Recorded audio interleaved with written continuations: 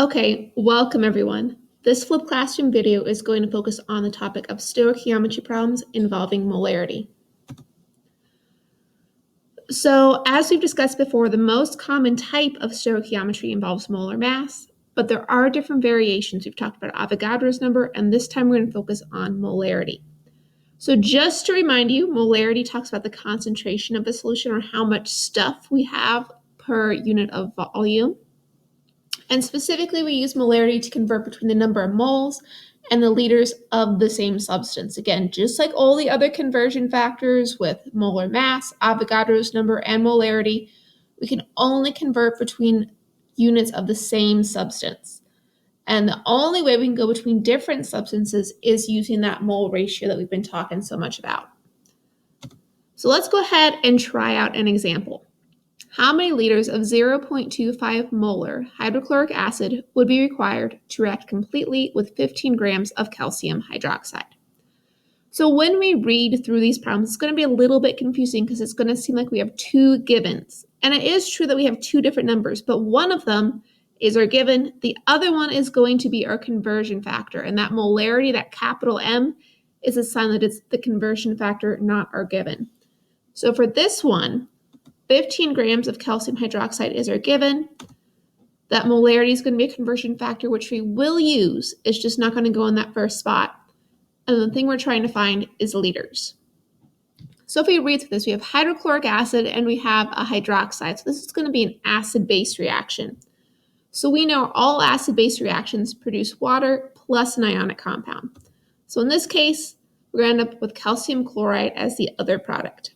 If we go ahead and balance this, we see we have two chlorines on the product side, so we need two on the reactant side, and then we will also need two waters to balance everything out. So if we go ahead and set up our factor label table, just like always, our given goes in the first spot. So our 15 grams is going to go in that first spot. So step 2 of stoichiometry tells us we want to go from grams of our given to moles of our given. So if I have grams up top on the diagonal, I need the exact same unit of grams of calcium hydroxide, and then I want to go to moles of calcium hydroxide. On my diagonal, again, I'm going to repeat the same unit, so I'm going to have moles of calcium hydroxide on the next one, and this time I'm going to use the mole ratio, step 3. So I'm going from moles of my given to moles of my unknown, which in this case is asking about hydrochloric acid. So it's going to be moles of hydrochloric acid up top. Again, the diagonal, I repeat that same unit, so I'm going to have moles of hydrochloric acid on the bottom. And then up on top is the unit that I'm trying to find, which is liters of hydrochloric acid. So let's go back and fill in some numbers. So when I have grams and moles in the same column, that's going to be my molar mass. I know it's always 1 mole.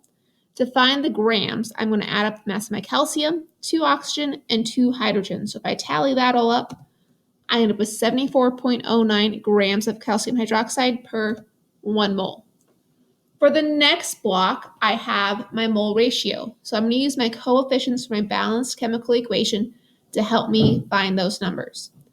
So I'm going to have a 1 for my calcium hydroxide and a 2 for my hydrochloric acid. Again, coming from that balanced chemical equation we already wrote in step 1.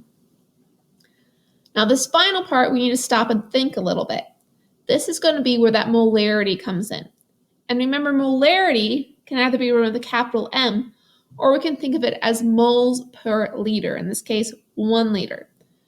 So 0.25 molar is going to be the same thing as 0.25 moles per 1 liter. So that's what I'm going to fill in those last 2 boxes with. Now, once I have my table set up, I'm going to multiply across the top and divide by the bottom.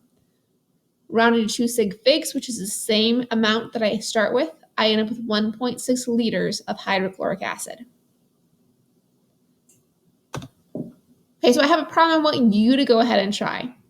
How many grams of calcium chloride would be formed if 75 milliliters of 0.5 molar hydrochloric acid reacts with excess calcium hydroxide?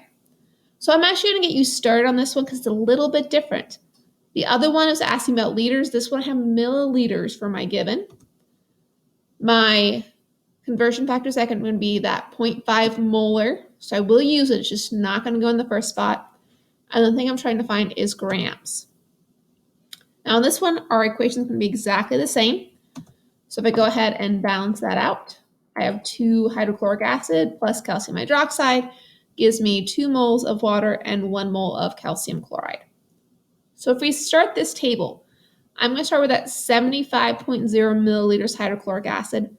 On the diagonal, I have milliliters, and this time I want to go to liters. So this one's a little bit different. Okay, and then on the diagonal, I'm going to have liters. And here's where I'm going to start to use that molarity in order to finish up the problem. But really quick, let's fill in the numbers that we do have. So for milliliters hydrochloric acid, well, we know there's 1,000 milliliters per 1 liter. And then for the molarity, we know we're going to have 1 liter in the denominator. So go ahead, use the molarity to finish up that column there right above that 1 liter of hydrochloric acid, and then continue this problem out to get the answer. Bring it to class, and we'll talk about it tomorrow. Thanks for watching.